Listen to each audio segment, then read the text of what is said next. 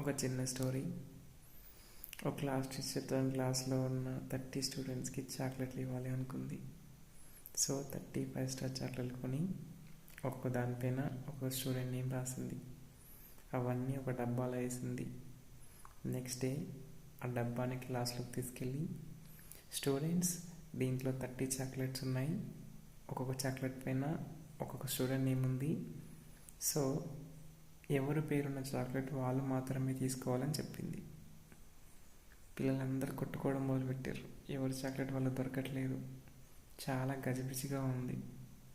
అప్పుడు టీచర్ అంటుంది, స్టూడెంట్స్ మీకు ఎవరి చాక్లెట్ అయితే దొరుకుద్దో వెళ్ళి ఆ చాక్లెట్ వాళ్ళకి ఇచ్చేయండి అని చెప్పింది. చూసారా థింగ్స్ ఎంత ఈజీ అయిపోయాయో.